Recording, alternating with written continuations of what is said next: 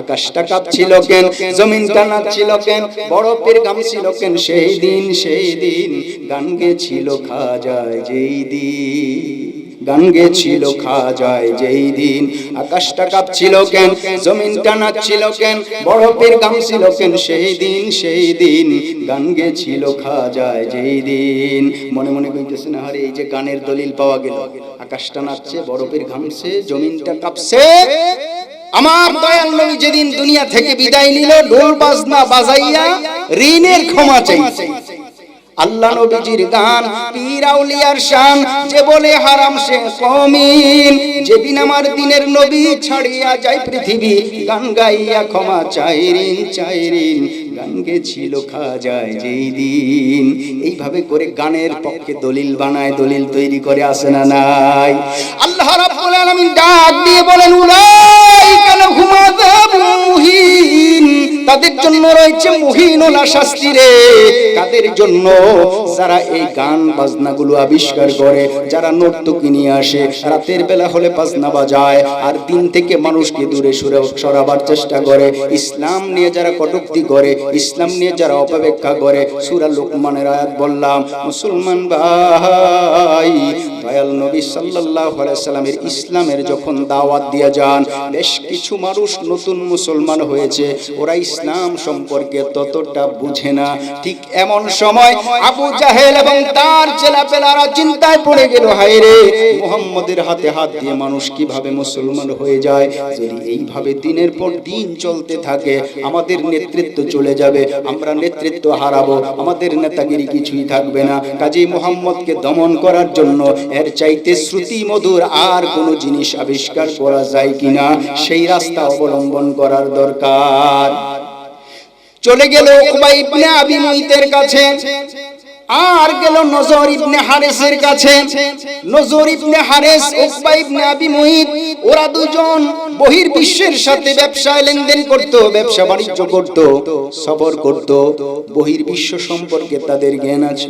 ওরা আইডিয়া দিল, আমরা রোম যেতে পারি, আমরা পারস্য যেতে পারি, ওখানে যাওয়ার পর কেসরা কাইসারদের ইতিহাসের কিছু চটি বই আমরা নিয়ে আসব, আর ওদিকে এক ধরনের জারি সারি ভাটিয়ালি গান হয়, ওই দিক থেকে নর্তকী নিয়ে আসব, যারা মঞ্চে এসে গান গাবে, আর গানের তালে তালে, বাজনার আওয়াজের তালে তালে মুহাম্মদের কাছ থেকে মানুষগুলো আমাদের দলে ভিড়বে। জোরে কোন নাউজুবিল্লাহ। এই রাস্তায় তারা অবলম্বন করলো, এই পথ তারা অবলম্বন করলো। মক্কার জমিনে কিছু মানুষকে তারা দাওয়াত দিল, আর বলল, রাতের বেলা অমুক গাছতলায় যাবে, অমুক বট গাছতলায় যাইও, অমুক মার্কেটের কাছে যাইও, আমরা গানের জন্য সব রেডি করছি, বাহির থেকে শিল্পী নিয়ে আসছি। শিল্পী আইনা যখন গান শুরু করে দিল, বাজনা যখন বাজানো শুরু করে দিল, রে সাহাবীদের কেউ কেউ যারা নতুন মুসলমান হয়েছে, তাদের কানের মধ্যে যখন গানের আওয়াজ আসতে লাগলো, ওরা চিন্তা করতে লাগলো, আওয়াজটা তো বড় চমৎকার, আওয়াজটা তো বড় মধুর লাগে। কিছু কিছু মানুষ নবীর দরবার ছেড়ে ওই গানের মঞ্চের মধ্যে গিয়া যোগ দিল। জোরে কোন নাউজুবিল্লাহ। আল্লাহ তাআলা সাথে সাথে আয়াত নাযিল করলেন, ওয়া মিনান নাস মাই ইয়াশতারি লাহওয়াল হাদিস লিয়ুদিল্লা আন সাবিলিল্লাহি বিগাইরি ইলম। এই আয়াতের মূল বক্তব্য হলো, কিছু কিছু মানুষ গান কিনবে, বাজনা কিনবে, নর্তকী কিনবে, রাতের বেলা আয়োজন করবে। আল্লাহ ডাক দিয়ে জানায় দেন, উলাইকা লাহুম আযাবুম মুহিন, তাদের জন্য রয়েছে মহিনওয়ালা শাস্তি। জোরে কোন নাউজুবিল্লাহ। ওরা এই গানের পক্ষে আবার গান তৈরি করে, গানের পক্ষে আবার গান তৈরি করে। ওরা কয় কোরআন হাদিসের কোথাও নাকি গান হারাম, এটা নাই। আরেক আবাল বলছে যে আল্লাহ তাআলা বড় স্বার্থপর। জোরে কোন নাউজুবিল্লাহ। স্বার্থপর কি? একটা মোমবাতি থেকে যদি 1000টা মোমবাতি জ্বালানো হয়, প্রথম মোমবাতিতে যেই আগুনটা ছিল, এই আগুনটা কিন্তু কমবে না, ঠিক কিনা? কমবে? আল্লাহ যদি স্বার্থপর না হবে, তাহলে আল্লাহর মতো 200, 300, 400 আল্লাহ কেন বানাইলো না? নাউজুবিল্লাহ কোন। আল্লাহ বড় স্বার্থপর, এজন্য আর কাউরে বানাইছে না। এগুলির ভাই কি করা উচিত, কি করা উচিত? আমার প্রাণের ভাইরা, গান গেছিল খাজায় যেই দিন। ইতিহাসটা আমি সংক্ষেপে করি, আপনারা ভাববেন যে যদি না থাকতো ওরা কয় থেকে, যদি না থাকতো ওরা কয় থেকে। আমার প্রাণের ভাইয়েরা, আকাশটা কাঁপছিল কেন, জমিনটা নাচছিল কেন, বড় পীর ঘামছিল কেন সেই দিন গান গেছিল খাজায় যেই দিন। মুসলমান ভাইরা আমার, খাজা মাইনুদ্দিন চিশতি রহমাতুল্লাহ আলাইহি, খাজা মাইনুদ্দিন কিন্তু ভারতের মানুষ ছিল না, বাংলাদেশের মানুষ ছিলেন না, পাকিস্তানের মানুষ ছিলেন না, খাজা মাইনুদ্দিন ছিলেন আরব দেশের মানুষ। সুবহানাল্লাহ বলেন। এ মুসলমান, ইমাম ফখরুদ্দিন রাজি রাহমাতুল্লাহ আলাইহি বাগদাদের কেন্দ্রীয় মসজিদ, প্রেসিডেন্ট মসজিদের খতিব ইমাম ফখরুদ্দিন রাহমাতুল্লাহ আলাইহি ঈশান নামাজের পর একদিন সব মুসল্লিদেরকে বললেন, ও মুসল্লি ভাইয়েরা, আপনারা সবাই বসেন, আমার কিছু কথা আছে। সবাই সালাম ফিরানোর পরে বসলো। আজকে একটা গোপন কথা বলবো রে, সেই গোপন কথাটা আমি আর কোনোদিন বলি নাই। কি গোপন কথা গো হুজুর? গোপন কথা হলো, আমি প্রত্যেকদিন নামাজের ওয়াজ করি, কিন্তু মুসল্লির সংখ্যা বাড়ে না।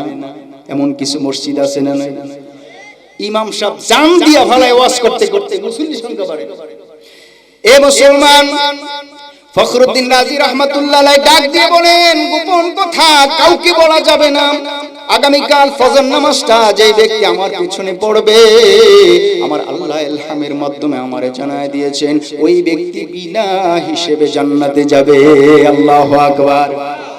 ফজর নামাজ বাগদাদের কেন্দ্রীয় মসজিদে যিনি পড়বে জামাতের সাথে, আল্লাহ তাআলা ইলহামের মাধ্যমে জানিয়ে দিয়েছেন সে আর জাহান্নামে যাবে না, আল্লাহ তাআলা তারে মাফ করে দিবেন। জোরে কোন সুবহানাল্লাহ। সবাই চিন্তা করতে লাগলো, আরে আজকে আর ঘুমাবো না, কারণ এই নিয়ামত যদি হারাই। আরে বাবা, তখনকার লোকের মানুষগুলির বিশ্বাস ভালো ছিল। এখন হুজুরে যতই কোরআন হাদিস দিয়ে কথা কয়, মানুষের অন্তর আর বিশ্বাস ঢুকে না। জোরে কোন ঠিক কিনা? এখন আর বিশ্বাস ঢুকে না, কিন্তু তখন এটা বিশ্বাস ছিল। হুজুর বলছে জান্নাত দিবে, হয়তো আল্লাহ দিবে, এটা একটা বিশ্বাস ছিল। এখন তো বিশ্বাস মানুষ। আমার প্রাণের ভাইরা, ইমাম ফখরুদ্দিন রাজি রাহমাতুল্লাহ আলাইহি যখন এই ওয়াজ করলেন আর বললেন, এই মুসল্লিরা শুনো, আরেকটা ওয়াজ করে দেই, গোপন ওয়াজ। আগামীকাল যে ফজর নামাজ পড়লে মানুষ জান্নাতে যাবে, এটা যারা এখানে আছো তোমরাই শুধু নিজেদের ভিতরে রাখো, বাইরে কথাটা প্রচার করো না। যদি বাইরে প্রচার করো তাহলে ওই ব্যক্তি জাহান্নামে যাওয়ার সম্ভাবনা আছে। জাহান্নামে যাওয়ার সম্ভাবনা আছে। সবাই যার যার মতো বাড়িতে চলে যায়, সবাই যার যার মতো বাড়িতে চলে যায়। রাত ভর নির্ঘুম কাটায়, কেউ ঘুমায় না, কেউ ঘুমায় না, কেউ ঘুমায় না। একজন লোক চিন্তা করলো, ফজর নামাজ যে ব্যক্তি পড়তে পারবে ওই ব্যক্তি জান্নাতে যাবে, আর যে মানুষের কাছে বলবে ওই নাকি জাহান্নামে যাবে। একজন যুবক সন্তান গ্রামের এক মাথা থেকে আরেক মাথা পর্যন্ত এলান করতে লাগলো, ঘরের দরজায় গিয়ে কড়া নাড়তে লাগলো, উঠো উঠো, আগামীকাল সকালবেলা যদি ইমাম সাহেবের পিছনে ফজর নামাজ পড়া যায় তাহলে তার জন্য জাহান্নামের আগুন হারাম হয়ে যাবে। আল্লাহু আকবার। সবাই নির্ঘুম, কেউ ঘুমায় না। ফজর নামাজের সময় হলো, নামাজ শুরু হয়ে গেল। ডান দিকে সালাম ফিরাইলেন, আসসালামু আলাইকুম ওয়া রাহমাতুল্লাহ। বাম দিকে ইমাম সাহেব সালাম ফিরাইলো, আসসালামু আলাইকুম ওয়া রাহমাতুল্লাহ। লক্ষ্য করে দেখেন, ডান দিকে ঈদের জামাতের মতো বিশাল কাতার, বাম দিকে ঈদের জামাতের মতো বিশাল কাতার। জোরে কোন সুবহানাল্লাহ। ইমাম ফখরুদ্দিন রাজি রাহমাতুল্লাহ আলাইহি ডাক দিয়ে বলেন, কে এমন কাজ করেছো গো? একটু দাঁড়ায় যাও। আমি তো বলেছি আমার এই ওয়াজটা বাইরে প্রচার করা যাবে না। যদি প্রচার না হতো তাহলে কিন্তু এত মানুষ আসতো না। কে প্রচার করছো? দাঁড়ায় যাও। কেউ দাঁড়ায় না, কেউ দাঁড়ায় না। একজন যুবক কাঁপতে কাঁপতে কাঁপতে কাঁপতে দাঁড়িয়ে গেলেন, হুজুর আমাকে আপনি মাফ করে দেন। বাবা তুমি এই ওয়াজ বাইরে কেন শোনাইলা? হুজুর আমাকে মাফ করেন, আমি ওয়াজটা শোনাইছি এজন্য আল্লাহ তাআলার কোটি কোটি বান্দা যদি জান্নাতি হতে পারে আর আমি একজন যদি জাহান্নামী হয়ে যাই, আমার জীবনে কোনো আপত্তি থাকবে না। জোরে কোন সুবহানাল্লাহ। আল্লাহ তাআলা ইলহামের মাধ্যমে জানিয়ে দিয়েছেন, যাও তোমাকেও মাফ করব। সুবহানাল্লাহ। ফখরুদ্দিন রাজি রহমাতুল্লাহ আলাইহি বলেন, বাবা তোমার কথায় মানুষের যেই তাসির হয় আমার কথায় এরকম হয় না। কাজেই তুমি মানুষকে দ্বীনের দাওয়াত দেওয়ার জন্য এমন এক জায়গায় তোমাকে পাঠাবো যেই জায়গার মধ্যে অন্ধকারাচ্ছন্ন পরিবেশ, চতুর্দিকে অন্ধকার, মানুষগুলো অমানিসার অন্ধকারে আছে, মানবতা বলতে যেখানে নাই, যেখানে প্রতিনিয়ত আল্লাহ বিরোধী কাজ চলে, এমন জায়গায় তোমাকে পাঠাবো। লম্বা ইতিহাস। আজমির শরীফে খাজা মাইনুদ্দিন চিশতি রহমাতুল্লাহ আলাইহিকে পাঠিয়ে দেওয়া হলো। দীর্ঘদিন এখানে তিনি খিমা গেড়ে থাকতে লাগলেন, আল্লাহ তাআলার গুণ কীর্তন করতে লাগলেন। তুমি মুসা নবীর সাথে কইছো কথা তুর পাহাড়ে নিয়া, আমার সাথে কইবানি কথা গো আল্লাহ মরণে শুয়াইয়া, করো তুমি জালয় তোমার মনে। এর নাম হলো সামা, এর নাম হলো সামা। নাম কি? আর বর্তমানে বাউল গানগুলো গায় বন্ধু, আইলাহানা আইলানা রে, এগুলির নাম বলে সামা। সামা কি? যেই গানে আল্লাহর কথা স্মরণ হয়, নবীর কথা স্মরণ হয়, পরকালের কথা স্মরণ হয়, পাপের কোনো লেশ থাকে না, তার নাম সামা। আমার মুসলমান ভাইরা, এই সামা শব্দটা ভাষান্তর করতে করতে করতে করতে আবার সেই আরবে চলে গেল। আব্দুল কাদের জিলানী রহমাতুল্লাহ আলাইহি ওই যুগের একজন বড় ওলি ছিলেন, তার কাছে চলে গেল। ওনার কাছে লোকেরা বলল যে খাজা মাইনুদ্দিনকে যেই কারণে ভারতবর্ষে পাঠানো হয়েছে, ওই তো ওখানে গিয়ে গান গায়। কি গায়? কি গায়? গান গায়। আব্দুল কাদের জিলানী রহমাতুল্লাহ আলাইহি প্রচন্ড ভাবে ক্ষিপ্ত হয়ে গেলেন। হ্যাঁ, খাজা যদি ওখানে গিয়ে গান গায়, উম্মতের অবস্থা কি হবে? একজন ধর্ম প্রচারক যিনি উম্মতের দায়িত্ব নিয়ে সেখানে গিয়েছে, উনি যদি গানের মঞ্চে উঠে আর গান গায়, তাহলে উম্মতের অবস্থা কি হবে? যদি আসলেই এমন হয়, আমি তার বিচার করব। জোরে কোন সুবহানাল্লাহ। কে বলতেছে? কে বলতেছে? আব্দুল কাদের জিলানী, পীরানি পীর, সমস্ত পীরদের পীর। আব্দুল কাদের জিলানী বলেন, সমস্ত পীরদের ঘাড়ে আমার পা। এই আব্দুল কাদের জিলানী কয়, যদি আসলে গানের মঞ্চ তৈরি করে আর সেখানে শুধু গান গায়, তো উম্মতের অবস্থা কি হবে? তাকে বিচার করার দরকার। এই আমার লাঠি কোথায়?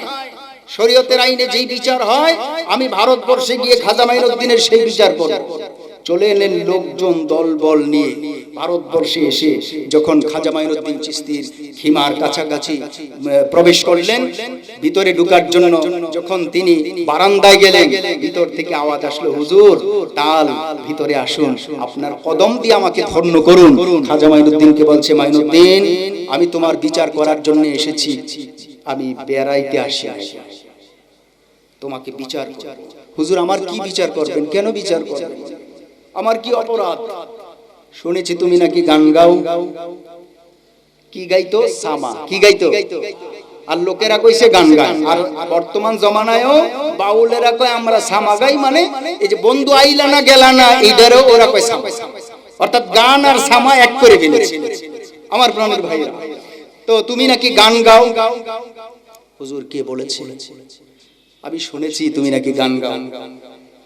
আচ্ছা তুমি যে গান গাও, তুমি গান শোনাও, তোমার গানটা যদি শরিয়া বিরোধী হয়, তাহলে তোমাকে এই লাঠি দিয়ে বিচার করা হবে। এর আগে আমি তোমার কক্ষে ঢুকবো না, তোমার খানকায় ঢুকবো না। হুজুর আমি তো রাতের বেলা গান গাই, আমি তো দিনে গাই না। ঠিক আছে, আসলে এটি ইতিহাসের কথা, এটারে আপনি একেবারে মানে কি বলবো, এটা আমলের নিয়ত বা আমল করার কোনো বিষয় না, এটা ইতিহাসের কথা বলছি। তো আমি তো রাতে গান গাই, রাত গভীর হলো, এশার নামাজ পড়া হলো, তাহাজ্জুদের রক্ত হলো, খাজা মাইনুদ্দিন চিশতি রহমাতুল্লাহ আলাইহি নফল নামাজ পড়ার জন্য নিয়ত করে তিনি সেজদায় অবনত হয়ে গেলেন। সেজদায় পড়ে গেলেন, আল্লাহর দরবারে কান্না করতে লাগলেন। আল্লাহ, ওই যে যেটা আমি আগে বলছিলাম, আল্লাহ তুমি মুসা নবীর সাথে কইছো কথা, তুর পাহাড়ে নিয়ে আমার সাথে কইবানি কথা, কবরে শোয়াইয়া করো তুমি জালয় তোমার মনে। এইভাবে করে যখন তিনি হৃদয় উজাড় করে আল্লাহর প্রেমে মত্ত হয়ে যখন কথাগুলো বলতেছিলেন, তখন ওই আপনার ঘটনার মধ্যে লেখা আছে যে আকাশটা থরথর করে কাঁপা শুরু করছে, জমিন থরথর করে কাঁপা শুরু করছে। খাজা মাইনুদ্দিন চিশতি রহমাতুল্লাহ আলাইহি সামা গাচ্ছেন, আব্দুল কাদের জিলানী রহমাতুল্লাহ আলাইহি বসা থেকে উঠে দাঁড়াইলেন, হাতের লাঠি দিয়ে জমিনকে চাপ দিয়ে ধরেছেন। পুরা শরীর ওনার ঘামে এক প্রচন্ড ভাবে ভিজে গেল। অনেকক্ষণ তিনি এইভাবে চাপ দিয়ে ধরে রাখলেন। আশেপাশে থাকা মুরিদেরা চিন্তা করতে লাগলেন, হুজুর ব্যাপারটা কি, বুঝলাম না, আপনি কি চাপ দিয়ে ধরলেন? কিছুক্ষণ পর তিনি তার হাতের লাঠির চাপটা ছেড়ে দিয়েছেন আর তিনি হাঁপিয়ে গিয়েছেন, তিনি বসে পড়েছেন। হুজুর কিছুই তো বুঝলাম না, আপনি কি চাপ দিয়ে ধরলেন? আপনার পুরা পশমের গোড়ায় গোড়ায় পানি বের হয়ে গেল, কারণটা কি কিছুই তো বুঝতে পারলাম না। দেখো, যেই কথা শুনেছিলাম খাজা মাইনুদ্দিন ভারতে এসে গান গায়, আসলে তো সে গান গায় না, ও সামা গায়। আর তার সামার এক একটা শব্দ চয়ন, এক একটা ভাষা এতটাই উচ্চাঙ্গের, এতটাই শ্রুতি মধুর, আমার আল্লাহ তাআলার আরশ পর্যন্ত কাঁপে। জোরে বলুন সুবহানাল্লাহ। জমিনটা ভূমিকম্প তৈরি হয়ে গিয়েছে। আমি লাঠি দিয়ে চাপ দিয়েছি, আল্লাহ তাআলা সেই চাপের বরকতে জমিটাকে থামিয়ে দিয়েছে। জোরে বলুন সুবহানাল্লাহ। আকাশটা কাঁপছিল কেন, জমিনটা নাচছিল কেন, বরফের ঘামছিল কেন? সেই দিন সেই দিন গান গেছিল খাজায় যেই দিন। কথা সত্য, মতলব খারাপ। কথা সত্য, মতলব খারাপ। যেরকম ঠিক কিনা? কি কথা নিয়ে কিসের মধ্যে লাগাই? আল্লাহ তাআলা বলেন, ইয়া আইয়ুহাল্লাযীনা আমানুত্তাকুল্লাহ, হে ঈমানদারগণ, আল্লাহকে ভয় করো, হাক্কা তুকাতি, ভয় করার মতো ভয়।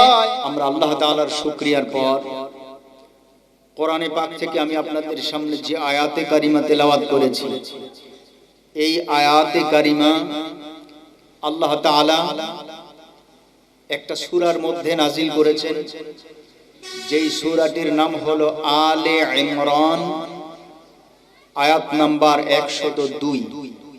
আয়াত নাম্বার কত? সূরার নাম কি? আলে ইমরান। কোরআনে পাকের 3 নম্বর সূরা, 3 নম্বর সূরা। সূরা বাকারা, সূরা ফাতিহা, সূরা বাকারা, সূরা আলে ইমরান। আয়াত আছে 200। আমি আয়াত পাঠ করেছি 102 নম্বর, যে আয়াত আপনাদের সবার পরিচিত, কারণ এই আয়াত আপনারা অনেকবার শুনেছেন। আমিও এই আয়াত থেকে আপনাদের কাছে কিছু আলোচনা পেশ করব ইনশাআল্লাহ। আপনারা বিরক্ত হবেন না তো? কারণ আল্লাহর কোরআন, যে কেউ বলছে আল্লাহর কথা, তাই আমরা কেউ অধৈর্য হব না, কেউ বিরক্তি ভাব নেব না। ঠিক না বেটা? जगह जी लगाने के दुनिया नहीं है, या इबारत की जाहे तमाशा नहीं है। मुसलमान भाईरा आमार, এই জায়গায় আমি আপনি বসলাম, আল্লাহর নেয়ামত নিয়ে বসলাম। ব্রেন আমার আল্লাহ দিয়েছেন, মেধার বড় দাম। চোখ আমার আল্লাহ দিয়েছেন, দৃষ্টির বড় দাম। কান আমার আল্লাহ দিয়েছেন, শ্রবণ শক্তির বড় দাম। হাত আমার আল্লাহ দিয়েছেন, ধরার মতো ক্ষমতা জেনে দিয়েছেন, আমার হাতের বড় দাম। আমার মুখের বড় দাম। জিহ্বা আল্লাহ দিয়েছে, 1000 রকমের স্বাদ গ্রহণ করতে পারি, একটা জিহ্বার মধ্যে 1000 রকমের স্বাদ অনুভব করতে পারি। বলুন কার দান? আমার আল্লাহ তাআলা মানুষের গায়ের মধ্যে চামড়া দিয়েছেন, স্কিন দিয়েছেন। চামড়ার সাহায্যে মানুষ চামড়ার সাহায্যে অনুধাবন করতে পারে ঠান্ডা না গরম। বলুন কার দান? ওয়াজ শুনতে এসেছি, মাহফিল শুনে তারপরে বাড়িতে যাব। আমি যে এসেছি আমার ক্ষমতায় নাকি আল্লাহর? আল্লাহ তাআলা এত নাজ নেয়ামত আমাদেরকে দান করেছেন। এক একটা নেয়ামত যদি আমরা আল্লাহর কাছে হিসাব দিতে শুরু করি, হিসাব দিতে পারবো না। কারণ পৃথিবীতে এমন কোনো কম্পিউটার আবিষ্কার হয় নাই যেই কম্পিউটারের মধ্যে আমার আল্লাহর দেয়া নেয়ামতগুলোর গণনা করা যায়। ঠিক কিনা? আল্লাহ তাআলা ডাক দিয়ে বলেন ওয়া ইন তাউদ্দু নি'মাতাল্লাহি লা তুহসুহা।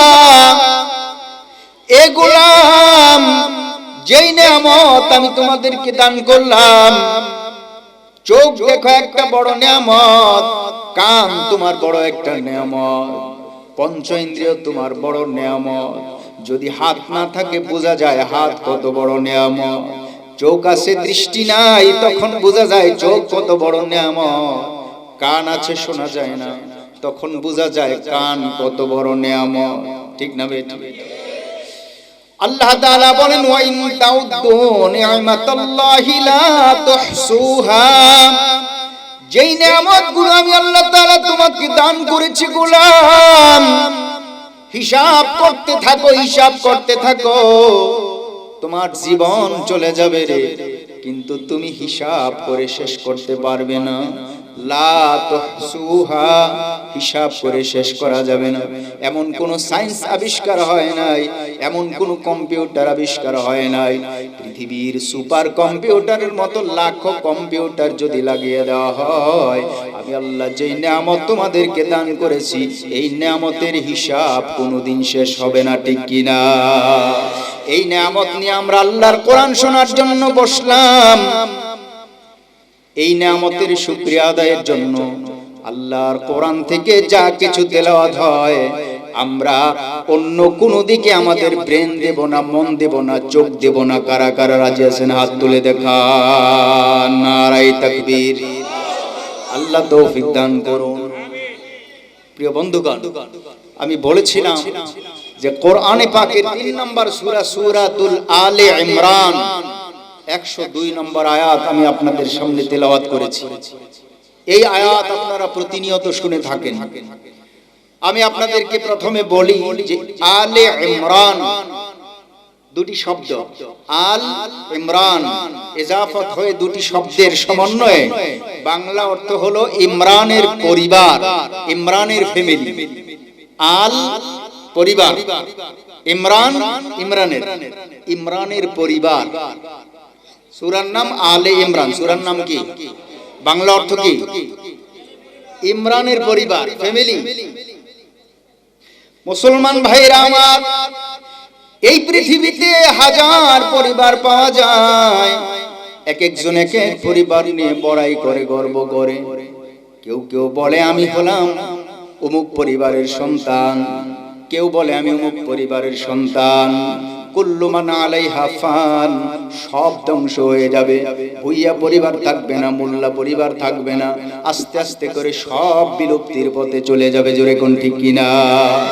ইমরান এমন একটা পরিবারের নাম, আমার আল্লাহর কালাম যতদিন থাকে ততদিন পর্যন্ত আলে ইমরানের পরিবার থাকবে। জোরে কোন ঠিক কিনা? কারণ আলে ইমরান নামে আল্লাহ তাআলা সূরার নামকরণ করেছেন আলে ইমরান। যারা বিএনপি করে ওরা ভাবে আমি যদি বিএনপি করি আর যদি আমি জিয়া পরিবারের গুণকীর্তন করতে পারি আমার প্রমোশন হবে, আর যদি বদনাম করি আমার ডিমোশন হয়ে যাবে। যারা আওয়ামী লীগ করেন ওরা চিন্তা করেন আমি যদি বঙ্গবন্ধুর তারিফ করতে পারি আমার প্রমোশন হয়ে যাবে, আর যদি আমি তারিফ না করি আমার ডিমোশন হয়ে যাবে। ঠিক না বেটি? কেউ কেউ বলে বাংলাদেশ যতদিন থাকবে ততদিন পর্যন্ত জিয়া পরিবারের নাম থাকবে। কেউ কেউ বলে বাংলাদেশ যতদিন থাকবে কিয়ামত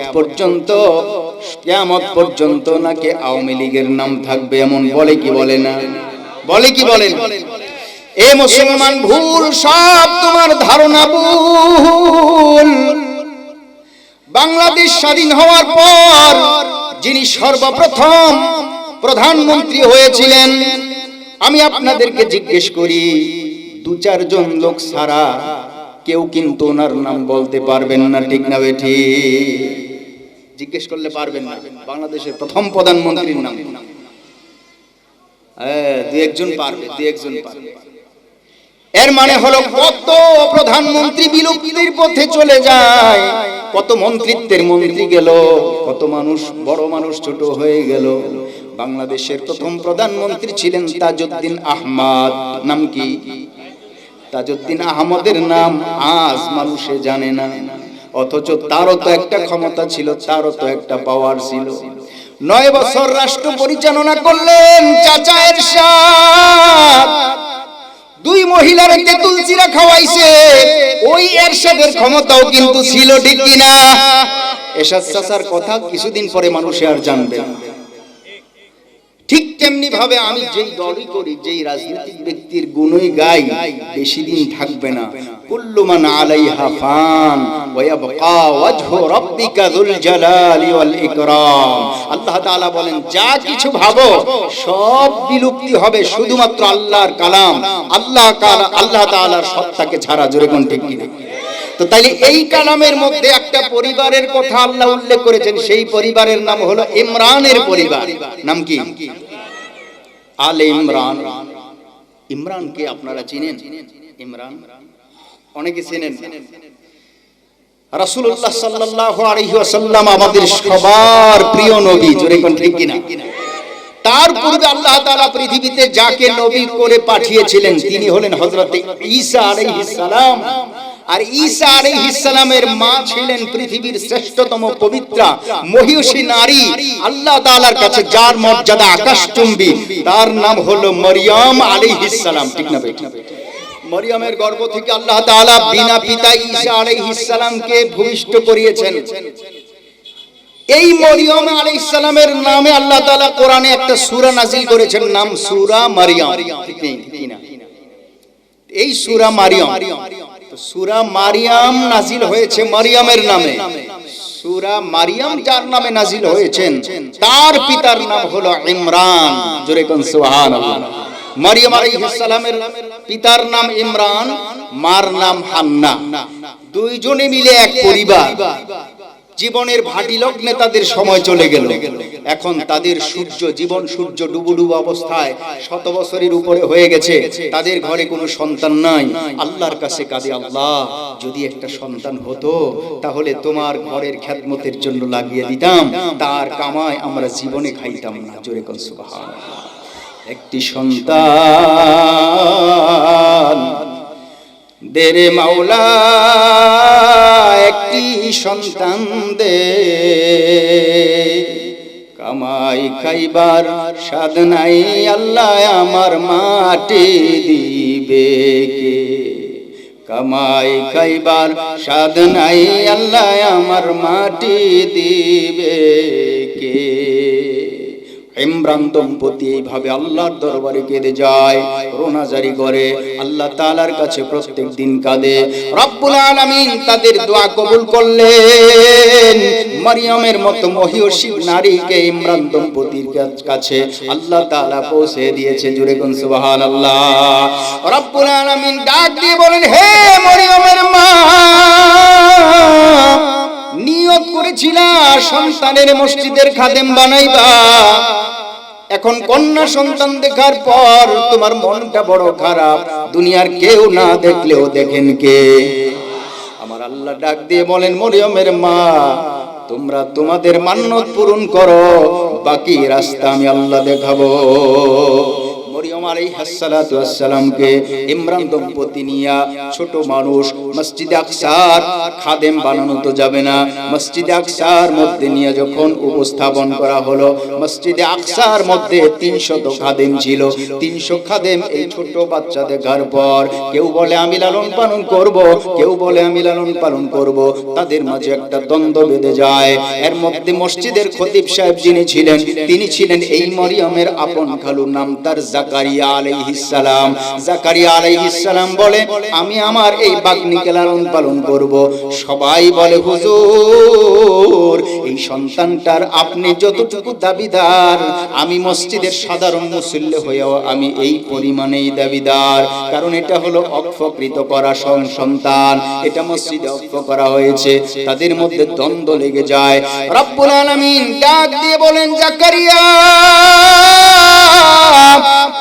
প্রত্যেকের হাত থেকে একটা করে কলম গ্রহণ করো, কলমগুলির মধ্যে প্রত্যেকের নাম লেখো, যার যার নাম লিখে কলমগুলোকে পানিতে নিক্ষেপ করো। যার কলমটা বেশি থাকবে গো, ওই ব্যক্তি হবে তার লালন পালনের দায়িত্বশীল। সবার কলম পানির মধ্যে ছুড়ে ফেলা হলো, প্রত্যেকের কলম পানির নিচে চলে যায়। একটা কলম পানির উপরে ভেসে উঠলো, লক্ষ্য করে দেখা গেল ওই কলমের মধ্যে আল্লাহ তাআলার পয়গম্বর হযরত জাকারিয়া আলাইহিস সালামের নাম দেখা যায়। হযরত মরিয়ম আলাইহিস সালাতু ওয়াস সালাম, জাকারিয়া যিনি নবী ছিলেন, তিনি লালন পালন করতে লাগলেন। এই মরিয়মের মার নাম হলো হান্না, আর এই মরিয়মের বাবার নাম হলো ইমরান। দুইজনে মিলে, স্বামী স্ত্রী মিলে, আর এই সন্তান মিলে একটা পরিবার।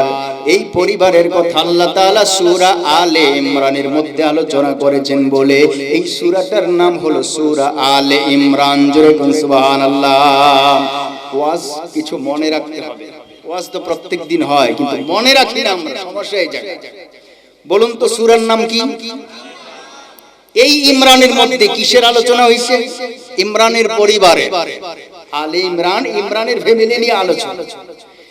এই সূরা থেকে 102 নম্বর আয়াত আমি আপনাদের সামনে তেলাওয়াত করছি। কয় নম্বর আয়াত? এবার আসুন আয়াতের অনুবাদ করি। আল্লাহ তাআলা বলেন, ইয়া আইয়ুহাল্লাযীনা আমানু, হে ঈমানদারগণ। আগে অনুবাদ মনে রাখতে হবে। হে ঈমানদারগণ, ইত্তাকুল্লাহ, ভয় করো আল্লাহকে। কাকে? হাক্কা তুকাতি, ভয় করো করি এমন না, হক আদায় করা ভয়। যেই ভয়ে হক আদায় হয় এমন ভয় করো যেই ভয়ে ভয়ের হক আদায় হয়। জোরে কোন সুবহানাল্লাহ। ওয়ালা তামুতুন্না ইল্লা ওয়া আনতুম মুসলিমুন, মুসলমান না হয়ে কবরে আসবে না। এই আয়াতের মধ্যে দুইটি কথা আল্লাহ বলেছেন। আল্লাহ বলেন, ইয়া আইয়ুহাল্লাযীনা আমানুত্তাকুল্লাহা হাক্কা তুকাতি, ভয় করার মতো ভয় করো। আর লা তামুতুন্না ইল্লা ওয়া আনতুম মুসলিমুন, আর মুসলমান না হয়ে তোমরা কবরে আসবে না, মুসলমান না হয়ে মরবে না। আমাদের সমাজের অনেক মানুষ মারা যায়, মরণকালেও সে মুসলমান হইতে পারে না। জোরে কোন ঠিক কিনা? ঈমানদারদেরকে আল্লাহ ডাক দিয়ে বলেন, ইয়া আইয়ুহাল্লাযীনা আমানু, হে ঈমানদারের দল, ইত্তাকুল্লাহা হাক্কা তুকাতি, ভয় করার মতো ভয় করো, ভয়ের হক আদায় করে তারপরে ভয় করো।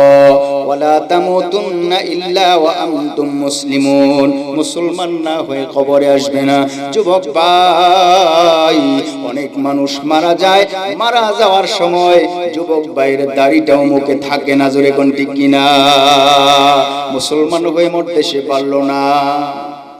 5 ওয়াক্তের নামাজ তার আমল নামায় থাকে না।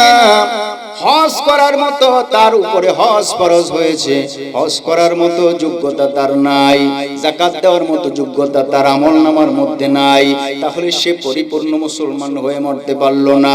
আয়াতের অর্থ হলো, হে ঈমানদার, আল্লাহকে ভয় করার মতো ভয় করো, আর কবরে আসবে না যতক্ষণ পর্যন্ত তুমি মুমিন না হতে পারে, যতক্ষণ পর্যন্ত তুমি মুসলমান হইতে না পারবা, ততক্ষণ পর্যন্ত তুমি মৃত্যুবরণ করবে না। মুসলমান ভাই, আয়াতের অনুবাদ আমরা বুঝতে পারলাম। জোরে কোন ঠিক কিনা? এবার আসুন আল্লাহ তাআলা এই আয়াতটা কেন নাজিল করলেন, কেন নাজিল করলেন জানার দরকার আসেনি? একটা আয়াত আল্লাহ তাআলার কথা, এই আয়াত কথা আল্লাহ তাআলা কোন প্রেক্ষাপটে, কেন, কোথায়, কবে নাজিল করেছেন, এগুলো আমাদের জানার দরকার আছে না? না হলে আমরা সামনের ওয়াজগুলো বুঝবো কিভাবে? আমি অনুবাদ করলাম, এবার শানে নজুল বলবো, তারপরে আমি যদি সময় পাই আস্তে আস্তে কিছুটা তাফসীর করব। আমার প্রাণের ভাইয়েরা, সাহাবায়ে কেরাম রব্বুল আলামিনের পয়গম্বরের হাতে হাত দিয়ে মুসলমান হয়। মুসলমান হওয়ার পর তারা দ্বীনের বিধানগুলো পালন করতে থাকে। নামাজের সময় হলে নামাজ পড়ে, যাকাতের সময় হলে যাকাত দেয়, হজ করার সময় হলে হজ করে, 5 ওয়াক্তের নামাজ কন্টিনিউ করে, নবীর পথে নবীর বিধান অনুযায়ী তারা আমল করে যায়। আর তাদের মনের ভিতরে বড় প্রফুল্ল ভাব, বড় চমৎকার আনন্দ ভাব। আইরে আমার দ্বারা 5 ওয়াক্তের নামাজ ঠিক মতো হয়, আমার দ্বারা সালাম কালাম ঠিক মতো হয়, মনে বড় আনন্দ, মনে বড় আনন্দ। এমন সময় আল্লাহ তাআলা রব্বুল আলামিন ডাক দিয়ে বলেন, ইয়া আইয়ুহাল্লাযীনা আমানুত্তাকুল্লাহ, হে ঈমানদারের দল, ইত্তাকুল্লাহা হাক্কা তুকাতিহ, ভয় করার মতো ভয় করো। সাহাবায়ে কেরামের মনগুলো মলিন হয়ে যায়। আইরে আমরা যদি ভয় করার মতো ভয় করতে চাই, তাহলে সেটা আবার কোন ভয়? এটা কি রকমের ভয়? আল্লাহ যেমন চায় ওই রকম ভয় আমাদের দ্বারা করা সম্ভব নয়। কারণ আমি যে সৃষ্টিগত দুর্বল, আমি তো বড় দুর্বল। কারণ রহমাতুল লিল আলামিনকে আমরা শুনলাম মাঝে মাঝে সিজদা দিয়ে বলতেন, আল্লাহ মা আবাদনাকা হাক্কা ইবাদাতিকা, আল্লাহ গো তোমার হক আদায় করার মতো ইবাদত আমি করতে পারি না। আল্লাহু আকবার। দিনের নবী সাল্লাল্লাহু আলাইহি ওয়াসাল্লামের মতো এত পাওয়ারফুল শক্তিশালী একজন মানুষ যদি বলে, আল্লাহ তোমার হক আদায় করার মতো ইবাদত আমি করতে পারি না, কারণ আমি দুর্বল। যেই লোকের গায়ে 40,000 যুবকের শক্তি, ওই লোকে যদি বলে আমি তোমার হক অনুযায়ী ইবাদত করতে পারি না, তাহলে আমার আপনার দ্বারা ইবাদতের হক কেমনে আদায় হবে? এজন্য সাহাবায়ে কেরামের মনগুলো বড় খারাপ।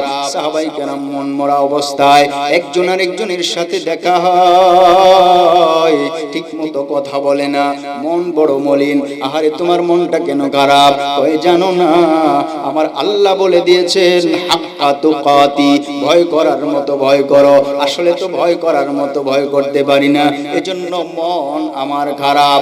রব্বুল আলামিন ডাক দিয়ে বলেন, হাবিব আমার আপনি সাহাবীদেরকে জানিয়ে দেন, আমার সাহাবীরা যেইভাবে আমাকে ভয় করে গো, আমি আল্লাহ যেইভাবে চাই ওইভাবে ভয় করা যদিও সম্ভব না হয়, আমার সাহাবীরা যেইভাবে আমাকে ভয় করে, তারা যদি তাদের মন মতো, তারা যদি তাদের জীবন থেকে, তারা যদি তাদের সময় দিয়া, তারা যদি বিশ্বাস ভক্তি সহকারে আমি আল্লাহকে ভয় করে, এটাই ভয় করার মতো ভয় হবে। জোরে কোন সুবহানাল্লাহ। আল্লাহ তাআলা সূরা তাগাবুনের 16 নম্বর আয়াত নাযিল করে দিয়েছেন, ফাত্তাকুল্লাহা মাস্তাতা'তুম, তোমরা যে পরিমাণ ভয় করা তোমাদের সম্ভব হয় এই পরিমাণেই ভয় করো। জোরে কোন সুবহানাল্লাহ। প্রথম আয়াতে সাহাবীদেরকে থামাইলেন, পরের আয়াতে সাহাবীদেরকে আবার আল্লাহ তাআলা সান্ত্বনা দিলেন। এই হলো সূরা আলে ইমরানের 102 নম্বর আয়াতের আমি শানে নুজুল বললাম। মুসলমান ভাই, এবার আসুন আল্লাহ তাআলা কি বলেছেন, এই আয়াতের মধ্যে কি বলেছেন এটা আমাদের জানা দরকার আছে, আছে কি না? আল্লাহ বলেন, ইয়া আইয়ুহাল্লাযীনা আমানু, হে ঈমানদার, কিদার কিদার, হে ঈমানওয়ালারা। আচ্ছা, ঈমান আমাদের সকলের যদি না থাকতো, আমরা কি কোরআনের মাহফিলে আসতে পারতাম? তাহলে ঈমান আছে এটা আমাদের উপস্থিতিতে বোঝানো হয়, বোঝা যায়। আল্লাহ বলেন, ইয়া আইয়ুহাল্লাযীনা আমানু, হে ঈমানদারেরা। ঈমান কি? আপনারা ছোটকালে যখন মক্তবে পড়েছিলেন, আমানতু বিল্লাহি ওয়া মালাইকাতিহি ওয়া কুতুবিহি ওয়া রাসূলিহি ওয়াল ইয়াউমিল আখিরি ওয়াল কদরি খাইরিহি ওয়া শাররিহি মিনাল্লাহি তাআলা ওয়াল বা'সি বা'দাল মাউত। এই কালেমা আপনারা পড়ছেন কি পড়েন নাই?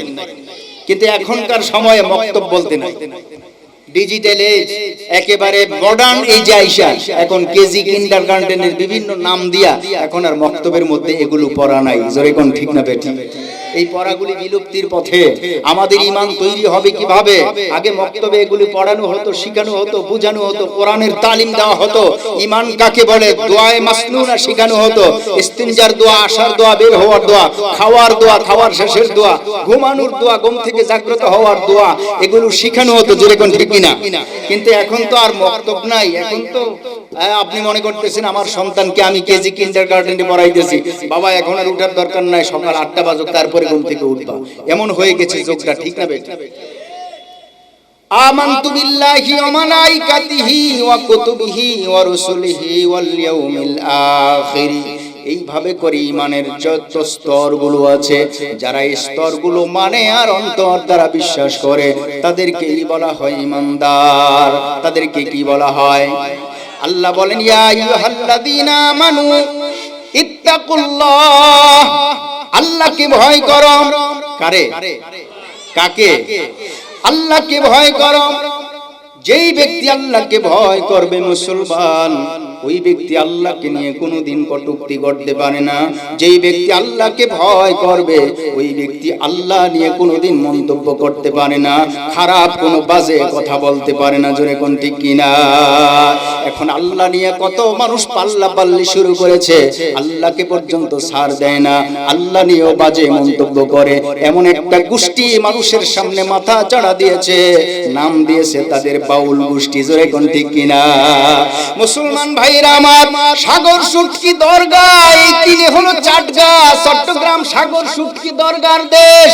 ওইখান থেকে মানুষগুলো অনেক রকমের অনেক ফায়সা বাজে কথার কাজ শুরু করে দেয়। এইভাবে করে সারা বাংলাদেশের মধ্যে প্রসারিত হয়ে যায়। আর তারা আস্তে আস্তে মানুষদেরকে, মানুষের মগজগুলো দোলাই করতে থাকে। মাজারে মাজারে গান গায়, মাজারে মাজারে গান গায়। জোরে কোন ঠিক কিনা? গান গেছিল খাজায় যেই দিন, আকাশটা কাঁপছিল কেন, জমিনটা নাচছিল কেন, বড় পীর ঘামছিল কেন, সেই দিন সেই দিন গান গেছিল খাজায় যেই দিন। আল্লাহ নবীজির গান, পীর আউলিয়ার শান, যে বলে হারাম সে কমিন। আল্লাহ নবীজির গান, পীর আউলিয়ার শান, যে বলে হারাম সে কমিন। যেদিন আমার দিনের নবী ছাড়িয়া যায় পৃথিবী, গান গাইয়া ক্ষমা চাইরিন চাইরিন গান গেছিল খাজায় যেই দিন। আকাশটা কাঁপছিল কেন, জমিনটা নাচছিল কেন, বড় পীর ঘামছিল কেন, সেই দিন সেই দিন গান গেছিল খাজায় যেই দিন। জোরে কোন নাউজুবিল্লাহ। এটা হলো গানের পক্ষে তারা একটা দলিল। গানের পক্ষের দলিল। আমার প্রাণের ভাইয়েরা, রব্বুল আলামিন কোরআনে পাকে ডাক দিয়ে বলেন ওয়ামিনান নাসি মাইয়াশতারি লাহওয়াল হাদিস। কিছু কিছু মানুষ এমন আছে, মাইয়াশতারি লাহওয়াল হাদিস, যারা লাহওয়াল হাদিস ক্রয় করে। লাহওয়াল হাদিসের ব্যাখ্যায় মুফাসসিরে কেরামের 25 জনেরও বেশি মুফাসসির সাহাবায়ে কেরাম তারা বললেন লাহওয়াল হাদিস মানে হলো গান, গান বাজনা, এটা হারাম। ওমিনান নাসি মাইয়াশতারি লাহওয়াল হাদিস লিয়ুদিল্লা আন সাবিলিল্লাহি বিগাইরি ইলম ওয়া ইয়াত্তাখিযাহা হুজওয়া উলাইকা লাহুম আযাবুম মুহিন। তাদের জন্য রয়েছে মুহিনওয়ালা শাস্তি। সাহাবীরা ডাক দিয়ে বলেন ও নবীজি, মুহিনওয়ালা শাস্তি কি আমরা জানতে চাই। নবী আমার ডাক দিয়ে বলেন সাহাবীরা, শাস্তি হয় দুই রকম, একটা হলো মানজনক আর একটা হলো অপমানজনক। ছাত্র তার শিক্ষকের কাছে পড়াশোনার জন্য যায়, দিন শিক্ষার জন্য যায়, অথবা কোনো দুনিয়ার লাইনে পড়াশোনা শিক্ষা করার জন্য যায়। মাঝে মাঝে শিক্ষক তাকে বেতের বাড়ি দেয় কি দেয় না। এই শাস্তিটা হলো মানজনক শাস্তি, কারণ এই শাস্তিটার কারণে তার লাইফ উজ্জ্বল হবে, জীবন সুন্দর হবে। ঠিক না বেঠিক? রাস্তার ধারে চোর ধরা পড়লো, ওই চোরকে যে পারে সেও কিলায়, যে না পারে সেও কিলায়, আবার থাপ্পড় মারে আর বলে কেন চুরি করছস, ভালো করে মজা বুঝ। বলেন তো এই শাস্তিটা কি মানজনক নাকি অপমান? অপমান। এটা অপমানের শাস্তি। আল্লাহ তাআলা বলেন উলাইকা লাহুম আযাবুম মুহিন, তাদের জন্য রয়েছে অপমানজনক শাস্তি। অথচ মানুষদেরকে ওরা বুঝায় যে গান করা জায়েজ, কারণ খাজা বাবায় গান গাইছে, খাইলে সিদ্ধি বাড়ে বুদ্ধি, জামুগা কোনাচ্চা কেউ রে কোন হোনাচ্চা, আছে না নাই? মুসলমান ভাই, পানির তলে মোমের বাতি বান বাতাসে নিবে না, খাজা বাবার মুরিদ হইলে নামাজ রোজা লাগে না, এমন কিছু হটকারিতা করে মানুষ, আছে না না? গানে গানে মানুষের হৃদয়কে মনোরঞ্জন করে, আর মানুষের দিল থেকে ঈমান নামক মহামূল্যবান বস্তুটা উঠায় নেওয়ার চেষ্টা করে। সেদিন উম্মতি উম্মতি বলে কাঁদবে নবী, সেই দিনে কঠিন দিনে আমার নবী জীবিনে, দুগো নাই দরদি নাই কঠিন দিনে আমার নবী জীবিনে। রোজ হাসর কঠিন নিদানে রব্বুল আলামিন ওয়াহিদুল কাহার সাজিয়া থাকিবেন হাকিম, থাকিবে না দয়া মায়া স্নেহ মমতা, সেদিন কেউ হবে না কারো জন্য জামিন দাতা। হায় হায় হাহাকারে পইরা যাবে দনি, পিপাসায় ফাটিবে ছাতি মগজ গলে পানি, কান্দিয়া উঠিবে সেদিন আদমের আওলাদ, কাদিয়া জানাইবে তারা তাদের ফরিয়াদ, কাদিয়া যাইবে তারা আদম রয় যেখানে, আদমের কাছে যাবে মুক্তির কারণে। আদম বলে আমি পাপী বড় গুনাহগার, আমার কি আর শক্তি আছে করিতে উদ্ধার, জোরে বল নাউজুবিল্লাহ। এ মুসলমান, পাপকারী কয় জাননি, আমার আল্লাহ বলেছে ডানে যাও, আমি যদি ইচ্ছে করে বামে যাই তার নাম পাপ। আল্লাহ যা আদেশ করেছেন যদি এটা আমি ইচ্ছে করে অমান্য করি, অগ্রাহ্য করি, ইনকার করি, তাহলে এর নাম পাপ। আর যদি আমি ভুলে যাই আমার আল্লাহ কি বলেছেন আমার মনে নাই, এটা কিন্তু পাপ হয় না, এটা হয় ভুল, ঠিক না বেটি? আদম বলে আমি পাপী বড় গুনাহগার, আমার কি আর শক্তি আছে করিতে উদ্ধার। সৃষ্টি কইরা রাইখা দিল বেহেশতের ভিতরে, গন্ধম খাইতে নিষেধ করলো আল্লাহ পরওয়ারে, নিষেধ না মানিয়া গন্ধম খাইলাম বেহেশতে, এজন্য গুনাহগার হইলাম হাসরের মাঠেতে। আদমে কয় নাফসি নাফসি, আমি গন্ধম খাইয়া পাপ কইরাছি গো, আমি গুনাহগার হইয়া গেছি, পারবো না সেই কারণে কঠিন দিনে আমার নবী জীবিনে, জোরে কোন নাউজুবিল্লাহ। প্রথম প্রথম কথাগুলো অত্যন্ত শ্রুতিমধুর সুন্দর, হৃদয় আকৃষ্ট করে মন কেড়ে নেয়। পরের যেই কথাগুলো, ওই কথাগুলো মানুষের ঈমান কেড়ে নেয়, জোরে কোন ঠিক কিনা? হযরত আদম আলাইহিস সালাতু ওয়াস সালামকে রব্বুল আলামিন তৈরি করার পর জান্নাতের মধ্যে দিলেন, আর বললেন উসকুন আনতা ওয়া যাওজুকাল জান্নাহ, আদম রে তুমি এবং তোমার স্ত্রী জান্নাতের মধ্যে থাকো, খাও, বসবাস করো, যা খুশি তা খাও, লা তাকরাবা হাদিহিস শাজারা, ওই যে গাছটা দেখা যায় রে আদম, ওই গাছটার কাছে তুমি যাও না, একটা নিষেধ আছে, লা তাকরাবা হাদিহিস শাজারা, ওই গাছের কাছে যাও না। আদম বলে আল্লাহ তুমি যা আদেশ করবা গো, আমি নত শিরে মেনে নিলাম, আমি ওই গাছের কাছে কোনোদিন যাব না। আদম হাওয়া জান্নাতের ভিতরে আরাম আয়েশ করে সুন্দর মতো বসবাস করতেছেন। আদম আলাইহিস সালাতু ওয়াস সালাম শ্রান্ত ক্লান্ত জান্নাতের বিছানায় ঘুমন্ত, আমাদের সকলের মা হাওয়া আলাইহিস সালাতু ওয়াস সালামের কানের মধ্যে একটা আওয়াজ আসতে লাগলো। বেশ কিছুদিন ধরে একটা আওয়াজ শোনা যায়, গুনগুন গুনগুন করে চিৎকারের আওয়াজ শোনা যায়। হাওয়া আলাইহিস সালাম ভাবলেন স্বামী আমার ঘুমায়, আমি ঘরের দরজাটা খুলে দেখি ঘরের ভিতরে কিসের আওয়াজ শোনা যায়। হাওয়া আলাইহিস সালাতু ওয়াস সালামের ঘরের দরজাটা ওপেন করলেন, দেখতে পাইলেন দরজার সামনে একটা সুন্দর সুশ্রী একজন পুরুষ আর বৃদ্ধ মানুষ, পুরুষ মানুষ দেখা যায়, যার দাড়িগুলো সাদা দেখা যায়। হাওয়া আলাইহিস সালাতু ওয়াস সালাম, হাওয়া আলাইহিস সালাম আমাদের সবার মা, ডাক দিয়ে বলেন মুরব্বি আপনি এখানে কেন কেঁদে যান, কেন আপনি এখানে কাঁদেন গো? মুরব্বি কয় আমি তো আমার জন্য কাঁদি না, আমি কাঁদি তোমাদের ভবিষ্যৎ চিন্তায়, দুষ্ট লোকের মিষ্টি কথা। মুসলমান ভাইরা আমার, আমাদের জন্য কেন কাঁদেন? আমরা তো জান্নাতের ভিতরে ভালোই আছি, সুন্দর মতো আরামেই আছি। না মা, তোমরা জানো না, আমার বয়স বেশি, আমার দাড়িগুলো পাকছে, আমার দেখো কত সাদা দাড়ি হয়ে গিয়েছে। তোমাদের আরো 1000 বছর আগে আমার আল্লাহ আমাকে তৈরি করেছেন গো মা। তোমাদেরকে আল্লাহ বলেছেন লা তাকরাবা হাদিস শাজারা, ওই গাছটার কাছেও যাইও না, কিন্তু আমাকে আল্লাহ এই নিষেধ করে নাই, কারণ আমার জন্য এরকম কোনো নিষেধ নাই। আর তোমরা স্বামী স্ত্রী দোনোজনের জন্য নিষেধ আছে। আল্লাহ বলেছেন ওই গন্ধম গাছের কাছে যাইও না, গন্ধম ফল খাইও না। কেন বলেছে তোমরা তো জানলা না। মহিলা কয় আমার এত কিছু জানার দরকার নাই, আল্লাহ আমাকে যা আদেশ করছে আমি না জানলেও তা মেনে নেই। জোরে কোন সুবহানাল্লাহ। শয়তান ডাক দিয়ে বলেন মা শোনো শোনো, এখানে ব্যাপার আছে। ব্যাপার হলো এই জান্নাতের সুন্দর পরিবেশ, এই পরিবেশে আল্লাহ তোমাদেরকে বেশি দিন এখানে থাকতে দিবে না মা, থাকতে দিবে না। এটা হলো আল্লাহর ইচ্ছা।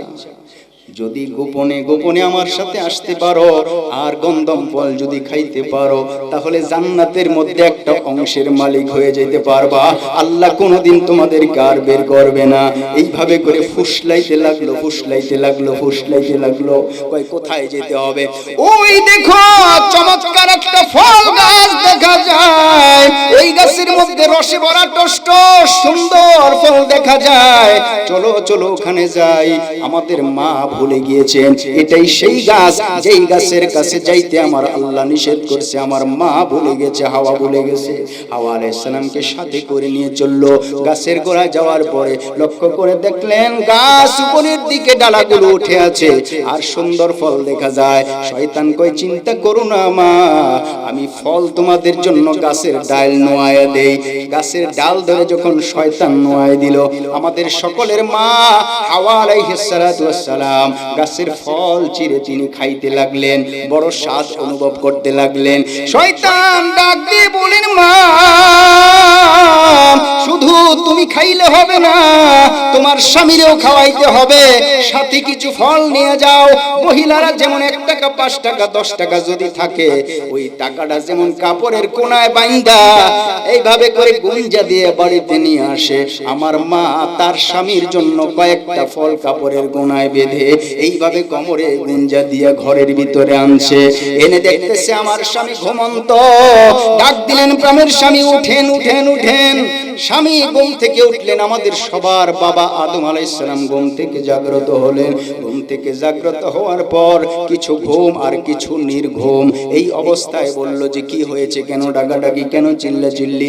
স্বামী বাইরে গিয়েছিলাম স্বামী, সুন্দর ফল খাইছি, এত সুন্দর ফল এত সুস্বাদু ফল আমার জীবনে আমি খাই নাই গো। আপনার জন্য একটা ফল নিয়ে আসছি, আপনিও এটা খান। কিছু ঘুম কিছু নির্ঘুম অবস্থায় আমাদের সকলের বাবা আদম আলাইহিস সালাতু ওয়াস সালাম ফলটা হাতের মধ্যে নিলেন, মুখে দিলেন, 2 চোয়ালের দাগ দিয়ে জবান দিয়েছেন, রসগুলো টস টস করে বের হয়ে গেল। রস যখন গলাকে স্পর্শ করলো, জিহ্বার প্রায় গোড়াতে চলে যায়। আদম আলাইহিস সালামের মনে পড়ে যায়, হায় রে, এটা তো ওই ফল যেই ফলটা খাওয়ার জন্য আমার আল্লাহ বলেছেন লা তাকরাবা হাদিস শাজারা। আমাদের বাবা আর দেরি করলেন না, তার গলার যে পাইপটা আছে এই পাইপটার মধ্যে তিনি এমন জোরে চাপ দিয়েছেন, চাপ দেওয়ার কারণে পাইপটা চেপটা হয়ে গেছে, যেন ভিতরের দিকে রসকস যেতে না পারে। ভুল করে ফল মুখে দিয়েছে, ভিতরের দিকে যেন রসকস যেতে না পারে, এজন্য তিনি চিপ দিয়া পাইপটাকে চেপটা করে ফেলেছিলেন। এজন্য পৃথিবীর প্রত্যেকটা পুরুষ মানুষের কণ্ঠা ফুলে গেছে, ঠিক কিনা? কিন্তু আমার মা, আপনার মা হাওয়া আলাইহিস সালাম, তিনি তো ফল খেয়ে ফেলেছেন। নাপাক ফল থেকে তাকে পরিশুদ্ধ করার জন্য, পরিশুদ্ধ করার জন্য আমার মাকে আমার আল্লাহ তাআলা প্রত্যেক মাসে মাসে তাদেরকে পবিত্র করার জন্য আল্লাহ তাআলা মেন্সের ব্যবস্থা করে দিয়েছেন। আল্লাহু আকবার। মুসলমান ভাইরা আমার, এতক্ষণের কথাগুলো যদি বুঝেন তাহলে বলুন তো আদম আলাইহিস সালাতু ওয়াস সালাম কি ইচ্ছা কইরা খাইছে নাকি মনের ভুলে খাইছে? মনের বলে যদি খায় সেটাকে পাপ বলা হয় না। ও অথচ গানের মধ্যে বলেছিলেন, আদম বলে আমি পাপী বড় গুনাহগার, আমার কি আর শক্তি আছে করিতে উদ্ধার।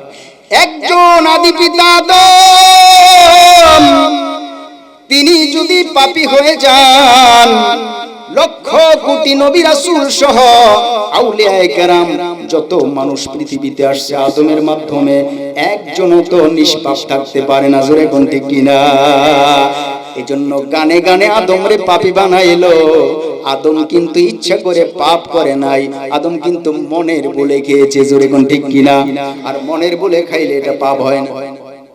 নামাজের মধ্যে আল্লাহু আকবার বলে ইমাম সাহেবের পিছে দাঁড়াইলেন, ইমাম সাহেব ওয়াজিব নষ্ট হয়ে গেছে, আপনি একটা তাকবীর দিলেন, আপনি একটা তাকে এলান করলেন, ভুল হয়েছে, লোকমা দিলেন। লোকমা দেওয়ার পর নামাজ শেষ কইরা ইমাম সাহেব ডান দিকে সালাম ফিরায়া দুইটা সেজদা সামনের দিকে মারলো। সামনের দিকে মাইরা আবার আত্তাহিয়াত থেকে শুরু করে দুরূদ শরীফ দোয়া সূরা পর্যন্ত শেষ করলো। ডান দিকে সালাম ফিরাইলো, বাম দিকে সালাম ফিরাইলো। বলুন তো নামাজটা হইছে নাকি বাদ হয়ে গেছে? ইমাম সাহেব কি পাপ করছে না ভুল করছে? আদম বলে আমি পাপী বড় গুনাহগার, আমার কি আর শক্তি আছে করিতে উদ্ধার। এই মুহূর্তে যাও না তোমরা সামনে দৌড়াইয়া, সামনেতে নূহ নবী রইয়াছে দাঁড়াইয়া। নূহ বলে আমি পাপী বড় গুনাহগার, আমার কি আর শক্তি আছে করিতে উদ্ধার। চার ছেলে দিয়াছিল আল্লাহ পরওয়ারে, হাম শাম ইয়াফেস কেনান নাম ধরে। কেনান নামের যেই ছেলে আমার ঘরে হইয়া, ওই ছেলে দিন মানলো না গেল বেদিন হইয়া। নূহ বলে নাফসি নাফসি, আমি ছেলে জন্ম দিয়া পাপ কইরাছি গো, আমি গুনাহগার হইয়া গেছি, পারবো না সেই কারণে কঠিন দিনে আমার নবী জীবিনে। আবার নূহ নবীরে পাপী বানানো হলো, অথচ নূহ নবী পাপী বানানো হইল। নবীরা মাসুম মাহফুজ, আল্লাহ তাআলা নবীদেরকে মাহফুজ করছেন, মাসুম করছেন, নবীদের বিন্দু মাত্র পাপ নাই। জোরে কোন ঠিক না? অথচ এই গানের মধ্যে নবীকে পাপী বানাইলো। ইব্রাহিম কয় আমি নবী কান্দি বসে হেতা, নবী হইয়া দুনিয়ায় কইছি তিনটা মিথ্যা কথা। মুসা বলে আমার সাজা দোজখের আগুন, আমি নবী হইয়া একটা মানুষ কইরাছিলাম খুন। মুসা বলে নাফসি নাফসি। এইভাবে করে এই গানটার মধ্যে প্রত্যেকটা নবীকে পাপের সাগরে ভাসাইয়া এখন সে নিষ্পাপ সাজার চেষ্টা করতেছে। এমন কিছু আউল ফাউল বাউল বাংলার জমিনে আছে না? আমার প্রাণের ভাইয়েরা, একজন আবাল তৈরি হয়েছে বাংলার জমিনে, আবাল যে বলে আল্লাহর কথার মাথাও বুঝি না পাছাও বুঝি না। নাউজুবিল্লাহ। এক মুখে আল্লাহ এত জাতের কথা কেমনে কয়? একবার কয় আউয়ালু মা খালাকাল্লাহু নূর, আবার বলে আউয়ালু মা খালাকাল্লাহু ইশক, আবার বলে আউয়ালু মা খালাকাল্লাহু কালাম, আবার বলে আউয়ালু মা খালাকাল্লাহু আরশ। কত জাতের কথা। এর মানে সর্বপ্রথম আমি কলম বানাইলাম, আবার আরেক জায়গায় বলে সর্বপ্রথম কলব বানাইলাম, আরেক জায়গায় বলে সর্বপ্রথম আরশ আজিম বানাইলাম, আবার আরেক জায়গায় বলে সর্বপ্রথম আমি দিল বানাইলাম। আল্লাহর এত জাতের কথা এক মুখ দিয়া যার এত জাতের কথা হয়, ওটারে মুখ কয় নাকি অন্য কিছু কয়? জোরে কোন নাউজুবিল্লাহ। কি কয়? এটা তার মুখের ভাষা, আপনারা শুনছেন।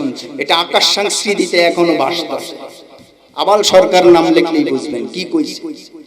আমার প্রাণের ভাইরা, এই কথাগুলো আমরা উচ্চারণ করতে চাই না। যেই কথাগুলো তারা মানুষকে গানে গানে মনোরঞ্জন করার চেষ্টা করে, আল্লাহ বলেন উলাইকা লাহুম আযাবুম মুহিন, তাদের জন্য রয়েছে মুহিনওয়ালা শাস্তি, তাদের জন্য রয়েছে মুহিনওয়ালা শাস্তি। গান গেছিল খাজায় যেই দিন, আকাশটা কাঁপছিল কেন, জমিনটা নাচছিল কেন, বরফের গামছিল কেন, সেই দিন সেই দিন গান গেছিল খাজায় যেই দিন। মনে মনে কইতেছেন আরে এই যে গানের দলিল পাওয়া গেল, আকাশটা নাচছে, বরফের ঘামছে, জমিনটা কাঁপছে। আমার দয়াল নবী যেদিন দুনিয়া থেকে বিদায় নিল, ঢোল বাজনা বাজাইয়া ঋণের ক্ষমা চাইছে। আল্লাহ নবীজির গান, পীর আউলিয়ার শান, যে বলে হারাম সে কমিন। যেদিন আমার দিনের নবী ছাড়িয়া যায় পৃথিবী, গান গাইয়া ক্ষমা চাই ঋণ চাই ঋণ। গান গেছিল খাজায় যেই দিন। এই এইভাবে করে গানের পক্ষে দলিল বানায়, দলিল তৈরি করে, আসে না নাই? আল্লাহ রাব্বুল আলামিন ডাক দিয়ে বলেন উলাইকা লাহুম আযাবুম মুহিন, তাদের জন্য রয়েছে মুহিনুল শাস্তি রে।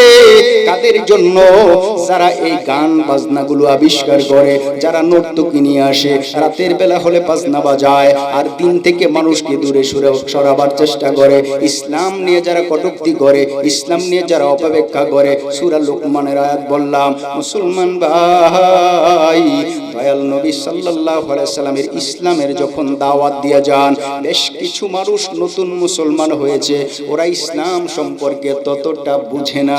ঠিক এমন সময় আবু জাহেল এবং তার ছেলেপেলারা চিন্তায় পড়ে গেল, হায় রে, মুহাম্মদের হাতে হাত দিয়ে মানুষ কিভাবে মুসলমান হয়ে যায়? যদি এইভাবে দিনের পর দিন চলতে থাকে, আমাদের নেতৃত্ব চলে যাবে, আমরা নেতৃত্ব হারাবো, আমাদের নেতাগিরি কিছুই থাকবে না। কাজেই মুহাম্মদকে দমন করার জন্য এর চাইতে শ্রুতি মধুর আর কোনো জিনিস আবিষ্কার করা যায় কিনা, সেই রাস্তা অবলম্বন করার দরকার। চলে গেল উকবা ইবনে আবি মুইতের কাছে, আর গেল নজর ইবনে হারিসের কাছে। নজর ইবনে হারিস, উকবা ইবনে আবি মুইত, ওরা দুজন বহির্বিশ্বের সাথে ব্যবসায় লেনদেন করত, ব্যবসা বাণিজ্য করত, সফর করত, বহির্বিশ্ব সম্পর্কে তাদের জ্ঞান আছে। ওরা আইডিয়া দিল, আমরা রোম যেতে পারি, আমরা পারস্য যেতে পারি, ওখানে যাওয়ার পর কেসরা কাইসারদের ইতিহাসের কিছু চটি বই আমরা নিয়ে আসব, আর ওদিকে এক ধরনের জারি সারি ভাটিয়ালি গান হয়, ওই দিক থেকে নর্তকী নিয়ে আসবো, যারা মঞ্চে এসে গান গাবে, আর গানের তালে তালে, বাজনার আওয়াজের তালে তালে মুহাম্মদের কাছ থেকে মানুষগুলো আমাদের দলে ভিড়বে। জোরে কোন নাউজুবিল্লাহ। এই রাস্তায় তারা অবলম্বন করলো, এই পথ তারা অবলম্বন করলো। মক্কার জমিনে কিছু মানুষকে তারা দাওয়াত দিল আর বলল, রাতের বেলা অমুক গাছতলায় যাবে, অমুক বট গাছতলায় যাইও, অমুক মার্কেটের কাছে যাইও, আমরা গানের জন্য সব রেডি করছি, বাহির থেকে শিল্পী নিয়ে আসছি। শিল্পী আইনা যখন গান শুরু করে দিল, বাজনা যখন বাজানো শুরু করে দিল রে, সাহাবীদের কেউ কেউ যারা নতুন মুসলমান হয়েছে, তাদের কানের মধ্যে যখন গানের আওয়াজ আসতে লাগলো, ওরা চিন্তা করতে লাগলো, আওয়াজটা তো বড় চমৎকার, আওয়াজটা তো বড় মধুর লাগে। কিছু কিছু মানুষ নবীর দরবার ছেড়ে ওই গানের মঞ্চের মধ্যে গিয়া যোগ দিল। জোরে কোন নাউজুবিল্লাহ। আল্লাহ তাআলা সাথে সাথে আয়াত নাযিল করলেন, ওয়া মিনান নাস মাই ইয়াশতারি লাহওয়াল হাদিস লিয়ুদিল্লা আন সাবিলিল্লাহি বিগাইরি ইলম। এই আয়াতের মূল বক্তব্য হলো, কিছু কিছু মানুষ গান কিনবে, বাজনা কিনবে, নর্তকী কিনবে, রাতের বেলা আয়োজন করবে। আল্লাহ ডাক দিয়ে জানায় দেন, উলাইকা লাহুম আযাবুম মুহিন, তাদের জন্য রয়েছে মহিনওয়ালা শাস্তি। জোরে কোন নাউজুবিল্লাহ। ওরা এই গানের পক্ষে আবার গান তৈরি করে, গানের পক্ষে আবার গান তৈরি করে। ওরা কয় কোরআন হাদিসের কোথাও নাকি গান হারাম, এটা নাই। আরেক আবাল বলছে যে আল্লাহ তাআলা বড় স্বার্থপর। জোরে কোন নাউজুবিল্লাহ। স্বার্থপর কি? একটা মোমবাতি থেকে যদি 1000টা মোমবাতি জ্বালানো হয়, প্রথম মোমবাতিতে যেই আগুনটা ছিল, এই আগুনটা কিন্তু কমবে না, ঠিক কিনা? কমবে? আল্লাহ যদি স্বার্থপর না হবে, তাহলে আল্লাহর মতো 200, 300, 400 আল্লাহ কেন বানাইলো না? নাউজুবিল্লাহ কোন। আল্লাহ বড় স্বার্থপর, এজন্য আর কাউরে বানাইছে। এগুলির ভাই কি করা উচিত, কি করা উচিত? আমার প্রাণের ভাইরা, গান গেছিল খাজায় যেই দিন, ইতিহাসটা আমি সংক্ষেপে করি। আপনারা ভাববেন যে যদি না থাকতো ওরা কয় কোথা থেকে, যদি না থাকতো ওরা কয় কোথা থেকে। আমার প্রাণের ভাইয়েরা, আকাশটা কাঁপছিল কেন, জমিনটা নাচছিল কেন, বড় পীর ঘামছিল কেন? সেই দিন, সেই দিন গান গেছিল খাজায় যেই দিন। মুসলমান ভাইরা আমার, খাজা মাইনুদ্দিন চিশতি রহমাতুল্লাহ আলাইহি, খাজা মাইনুদ্দিন কিন্তু ভারতের মানুষ ছিল না, বাংলাদেশের মানুষ ছিলেন না, পাকিস্তানের মানুষ ছিলেন না। খাজা মাইনুদ্দিন ছিলেন আরব দেশের মানুষ। সুবহানাল্লাহ বলেন।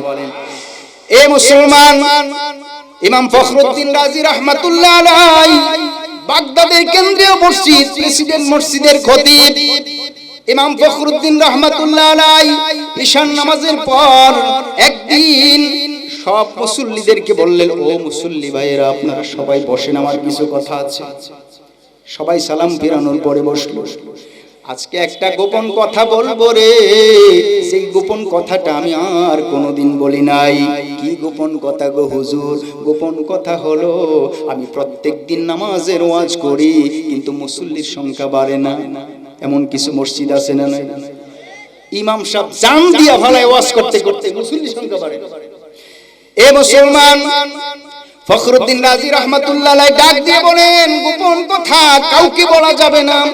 আগামীকাল ফজর নামাজটা যেই ব্যক্তি আমার পিছনে পড়বে, আমার আল্লাহ ইলহামের মাধ্যমে আমারে জানায় দিয়েছেন, ওই ব্যক্তি বিনা হিসেবে জান্নাতে যাবে।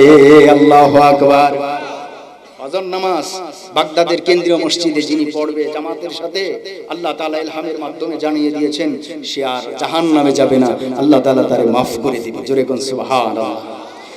সবাই চিন্তা করতে লাগলো, আরে আজকে আর ঘুমাবো না, কারণ এই নিয়ামত যদি হারাই, আরে বাবা, তখনকার লোকের মানুষগুলির বিশ্বাস ভালো ছিল।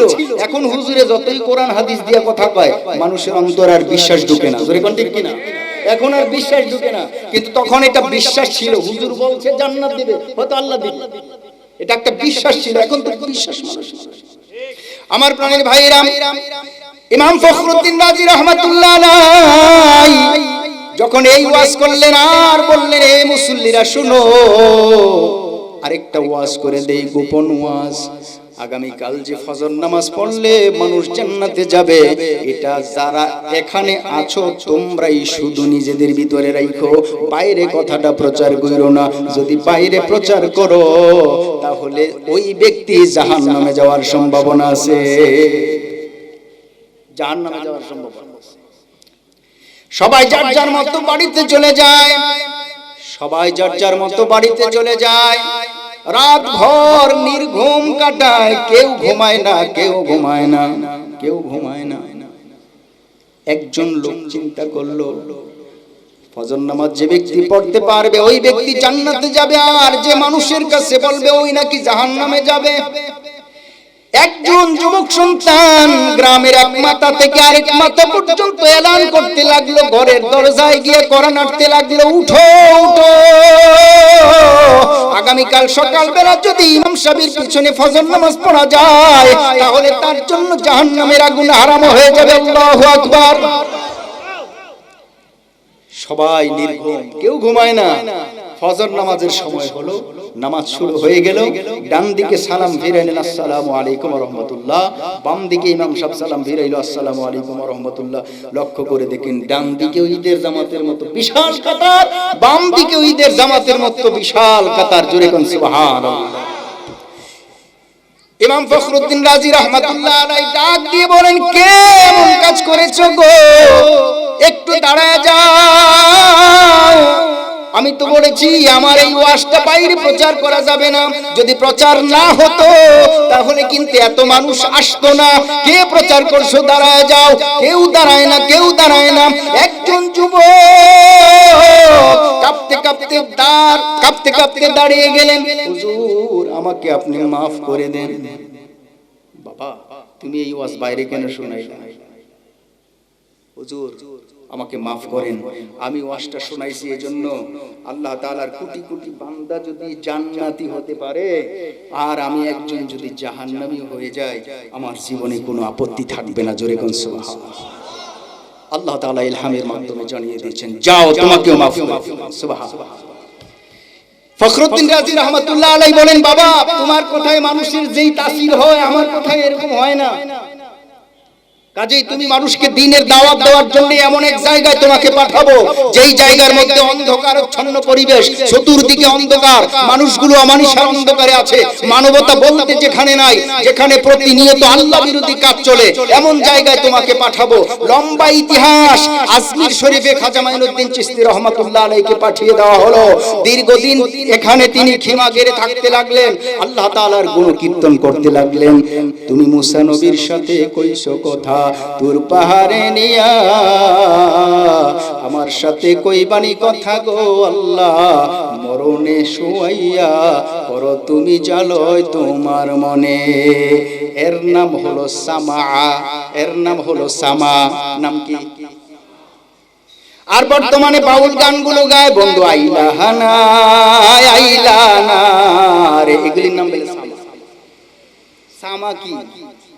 যেই গানে আল্লাহর কথা স্মরণ হয়, নবীর কথা স্মরণ হয়, পরকালের কথা স্মরণ হয়, পাপের কোনো লেশ থাকে না, তার নাম সামা। আমার মুসলমান ভাইরা, এই সামা শব্দটা ভাষান্তর করতে করতে করতে করতে আবার সেই আরবে চলে গেল। আব্দুল কাদের জিলানী রহমাতুল্লাহ আলাইহি ওই যুগের একজন বড় ওলি ছিলেন, তার কাছে চলে গেল। ওনার কাছে লোকেরা বলল যে খাজা মাইনুদ্দিনকে যেই কারণে ভারতবর্ষে পাঠানো হয়েছে, ওই তো ওখানে গিয়ে গান গায়। কি গায়? কি গায়? গান গায়। আব্দুল কাদের জিলানী রহমাতুল্লাহ আলাইহি প্রচন্ড ভাবে ক্ষিপ্ত হয়ে গেলেন। হ্যাঁ, খাজা যদি ওখানে গিয়ে গান গায়, উম্মতের অবস্থা কি হবে? একজন ধর্ম প্রচারক যিনি উম্মতের দায়িত্ব নিয়ে সেখানে গিয়েছে, উনি যদি গানের মঞ্চে উঠে আর গান গায়, তাহলে উম্মতের অবস্থা কি হবে? যদি আসলেই এমন হয়, আমি তার বিচার করব। জোরে কোন সুবহানাল্লাহ। কে বলতেছে? কে বলতেছে? আব্দুল কাদের জিলানী, পীরানি পীর, সমস্ত পীরদের পীর। আব্দুল কাদের জিলানী বলেন, সমস্ত পীরদের ঘাড়ে আমার পা। আব্দুল কাদের জিলানী কয়, যদি আসলে গানের মঞ্চ তৈরি করে আর সেখানে শুধু গান গায়, তো উম্মতের অবস্থা কি হবে? তাকে বিচার করার দরকার। এই আমার লাঠি কোথায়? শরীয়তের আইনে যেই বিচার হয়, আমি ভারতবর্ষে গিয়ে খাজা মাইনুদ্দিনের সেই বিচার করব। চলে এলেন লোকজন দলবল নিয়ে ভারতবর্ষে এসে যখন খাজা মাইনুদ্দিন চিশতির খিমার কাছাকাছি প্রবেশ করলেন, ভিতরে ঢোকার জন্য যখন তিনি বারান্দায় গেলেন, ভিতর থেকে আওয়াজ আসলো, হুজুর তাল, ভিতরে আসুন, আপনার কদম দিয়ে আমাকে ধন্য করুন। খাজা মাইনুদ্দিনকে বলছে, মাইনুদ্দিন, আমি তোমার বিচার করার জন্য এসেছি, আমি বেড়াইতে আসি, তোমাকে বিচার করব।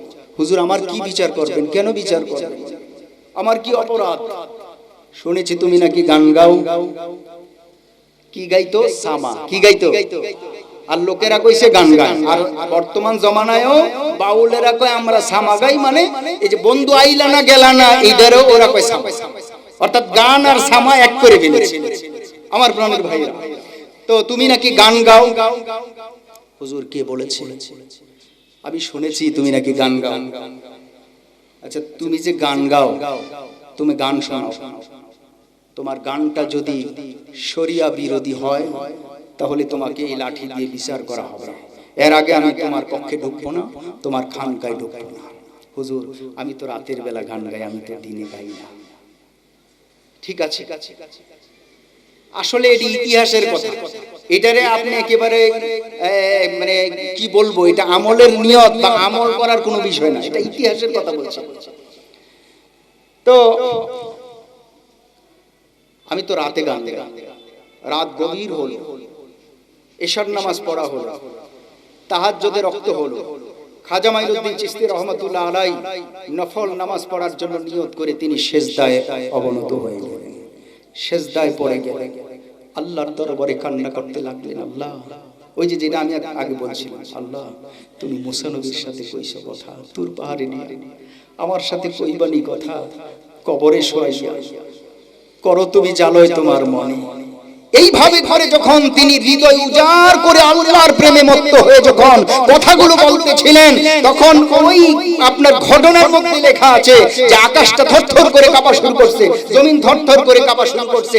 খাজা মাইনুদ্দিন চিশতি রহমাতুল্লাহ আলাইহি সামা গাচ্ছেন, আব্দুল কাদের জিলানী রহমাতুল্লাহ আলাইহি বসা থেকে উঠে দাঁড়াইলেন, হাতের লাঠি দিয়ে জমিনকে চাপ দিয়ে ধরেছেন, পুরা শরীর ওনার ঘামে এক প্রচন্ড ভাবে ভিজে গেল। অনেকক্ষণ তিনি এইভাবে চাপ দিয়ে ধরে রাখলেন। আশেপাশে থাকা মুরিদেরা চিন্তা করতে লাগলেন, হুজুর ব্যাপারটা কি? বুঝলাম না, আপনি কি চাপ দিয়ে ধরলেন? কিছুক্ষণ পর তিনি তার হাতের লাঠির চাপটা ছেড়ে দিয়েছেন আর তিনি হাঁপিয়ে গিয়েছেন, তিনি বসে পড়েছেন। হুজুর কিছুই তো বুঝলাম না, আপনি কি চাপ দিয়ে ধরলেন? আপনার পুরা পশমের গোড়ায় গোড়ায় পানি বের হয়ে গেল, কারণটা কি কিছুই তো বুঝতে পারলাম না। দেখো, যেই কথা শুনেছিলাম খাজা মাইনুদ্দিন ভারতে এসে গান গায়, আসলে তো সে গান গায় না, ও সামা গায়। আর তার সামার এক একটা শব্দ চয়ন, এক একটা ভাষা এতটাই উচ্চাঙ্গের, এতটাই শ্রুতি মধুর, আমার আল্লাহ তাআলার আরশ পর্যন্ত কাঁপে। জোরে বলুন সুবহানাল্লাহ। জমিনটা ভূমিকম্প তৈরি হয়ে গিয়েছে। আমি লাঠি দিয়ে চাপ দিয়েছি, আল্লাহ তাআলা সেই চাপের বরকতে জমিটাকে থামিয়ে দিয়েছে। জোরে কোন সুবহানাল্লাহ। আকাশটা কাঁপছিল কেন, জমিনটা নাচছিল কেন, বরফের ঘামছিল কেন? সেই দিন গান গেছিল খাজায় যেই দিন। কথা সত্য, মতলব খারাপ। কথা সত্য, মতলব খারাপ। জোরে কোন ঠিক কিনা? কি কথা নিয়ে কিসের মধ্যে লাগাই? আল্লাহ তাআলা বলেন, ইয়া আইয়ুহাল্লাযীনা আমানুত্তাকুল্লাহ, হে ঈমানদারগণ আল্লাহকে ভয় করো, হাক্কা তুকাতি, ভয় করার মতো ভয়।